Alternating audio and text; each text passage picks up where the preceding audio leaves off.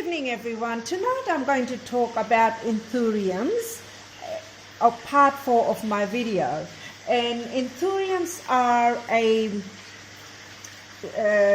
the plants that actually are the natives of South America, Mexico, Uruguay, and around Argentina. And they grow wild amongst the trees, and they are epiphytes, whereas here in Australia we try to grow them indoors because they make a beautiful indoor plants. As you can see in my atrium here, I have grown a couple of different varieties. They come in different colors, shapes and sizes, from deep black, maroon, green, white, and they come in various colors actually, these particular Anthuriums. And in my garden I have actually planted them straight into the soil. 1, 2, 3, as you can see, they're right in the soil, whereas in the top one here, the white one, I have got it in a pot. So I have got a variation planting methods in my atrium as an indoor plant, and I'm really quite pleased about them as to how they are flowering, especially in Victoria. You know, the temperatures in winter can fall up to -5 degrees, and in summer, of course, it can get very hot. So there is a vast temperature fluctuation, which Anthuriums really hate because they love the warmth from, say, 23 degrees to 35 degrees, and that's the temperature range that it loves to grow. Whereas it's been a very testing times here in my atrium, but I seem to have done really well, and they are flowering beautifully. It's only because I keep an eye on the type of soil that I put them in, and mostly my soils are peat moss mixed in with gritty, sandy soil for good drainage, and I also put vermiculite where it helps the way the Anthuriums try to take water in. They do not like to be drowned, they do not like to be overwatered, so I need to be very careful how much water they really get. And vermiculite is good when you mix in with the soil, and it helps to aerate, it helps a good drainage, which is similar to the perlite. The only difference is perlite tries to take the moisture out from the soil, whereas vermiculite tries to keep the moisture in and distributes to the rooting system when the plant really needs it. And that's one of the benefit product of vermiculite.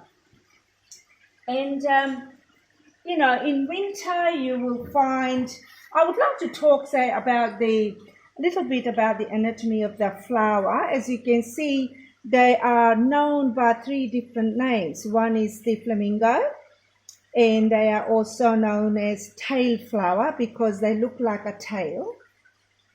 And they also are known as the other name that is quite commonly used is the painted tongue, and you can see why it's called painted tongue, because it looks like a tongue. And in anatomy or the botany of the horticultural use, they use this particular part as the spathe, and this one as spiders. So this long, which has got sort of like little flower seeds, the spiders, tends to be smaller in this particular flower and tends to be a lot longer in this one, the spiders, because it varies in length and sizes and depends upon the spathe, which is this particular bit is the spathe, and it compares or grows according to the shape of the spathe. So that's a bit of an anatomy. I'm not sort of a botanist, but that's how you know something about this Anthuriums, and they are from arum family, which is part of the calla and peace lily, because they are monocotyledon flowers, which means it's only one big flower. And here I have got another type of an Anthurium, which is the hookerai. I just love this particular Anthurium because of its leaf texture, which is just beautiful.